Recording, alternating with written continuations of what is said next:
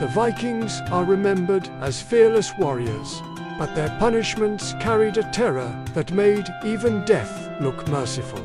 For a Viking, a heroic death in battle was a ticket to Valhalla, an eternal reward. But to die in shame, to be stripped of honor and cast out from society, was a fate far worse than any sword or axe could deliver. This wasn't just about justice. It was about instilling a bone-chilling fear that would echo through generations. In the harsh, unforgiving world of the Vikings, honor was the currency of life itself. A man's reputation, his word, and his loyalty to his chieftain and clan were everything. Justice, therefore, was not a quiet, private affair conducted behind closed doors. It was a public spectacle, a brutal piece of theater designed to leave an indelible mark on the community's collective memory. Punishments were crafted not merely to end a life, but to utterly destroy a person's identity and serve as a terrifying warning to anyone who dared to transgress.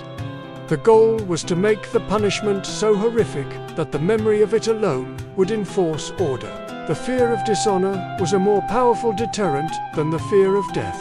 Perhaps no punishment captures this philosophy of terror more than the legendary blood eagle, whispered about in the sagas and chronicles of their enemies. Its very name conjures images of unspeakable agony.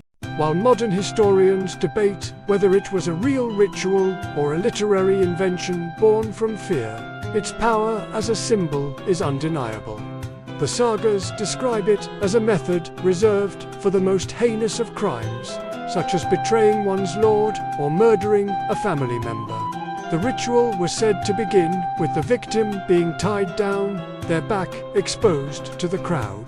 An executioner would then use a sharp knife to carve the shape of an eagle's wings into their flesh, slicing through skin and muscle. The most horrific part of the alleged ritual involved breaking the ribs from the spine and pulling them outward, creating a grotesque parody of feathered wings. Finally, the lungs were pulled out and laid over the wings, their final spasms mimicking the fluttering of a dying bird. It was a slow, agonizing process, a transformation from man into a monument of pain. Whether fact or terrifying fiction, the blood eagle became the ultimate symbol of Viking vengeance. A punishment that didn't just kill the body, but desecrated the soul, ensuring the victim would be remembered only for their suffering. While the blood eagle was a spectacle of physical torment, another punishment inflicted a far colder, more psychological dread. Outlawry in Viking society. Law and community were inseparable. To be declared an outlaw, or skogamere forestman, was to be legally erased from existence. A formal assembly, the Thing, would declare the individual a wolf in a sacred place, stripping them of all rights, all property, and all protection. From that moment on, they were no longer considered human in the eyes of the law. Anyone could hunt them down and kill them without consequence. In fact, killing an outlaw was often seen as a civic duty. No one was permitted to offer them food, shelter, or any form of aid, under penalty of being declared an outlaw themselves. This sentence was not a quick execution, but a slow, lonely descent into despair. The outlaw was forced to flee into the wilderness, constantly looking over their shoulder, hunted by former friends and neighbors. They were condemned to a life of isolation and paranoia, a ghost haunting the edges of the world they once belonged to.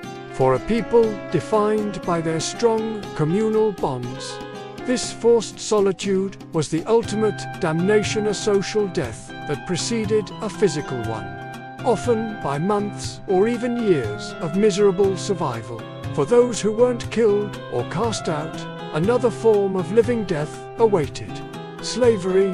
Vikings were prolific raiders, and the captives taken during their voyages across Europe often ended up as thralls, the lowest rung of Norse society. To be a thrall was to be stripped of all freedom and dignity. They were property, no different from cattle or tools, to be bought, sold, or killed at their owner's whim. Men, women, and children were forced into a life of hard labor, abuse, and constant humiliation. For a warrior culture that prized personal freedom and the glory of dying in battle above all else, enslavement was the ultimate dishonor. A Viking who was captured and enslaved, rather than dying on their feet, was seen as having failed in the most fundamental way. They were forced to live without a name, without a family, and without a future. Their existence defined entirely by servitude. This living degradation was a constant, gnawing reminder of their lost status, a punishment that didn't end with a final breath but was renewed with every sunrise. Death on the battlefield was an honor, a glorious end that promised a seat in Odin's hall. But these punishments were engineered to deny that glory. They were slow, methodical, and designed to annihilate what a Viking held most dear, their honor. The blood eagle turned the body into an object of horror. Outlawry erased a person from their community, turning them into a hunted animal. Slavery stripped them of their freedom and humanity, making them a tool for another's will. These fates were worse than death because they allowed the victim to live on, but as a shadow of their former self, a walking testament to shame and failure. To lose one's honor was to lose everything. To have one's story end not with a bang, but with a whimper of disgrace that would cling to their name forever. A quick death was a mercy. These punishments offered none. To the Vikings, punishment was more than lit, was a message, carved in blood and bone for all to see.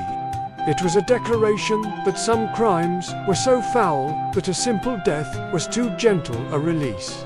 And for those who faced these dreadful sentences, who were forced to endure the agony of the blood eagle, the isolation of outlawry, or the degradation of thraldom, survival itself became the harshest sentence.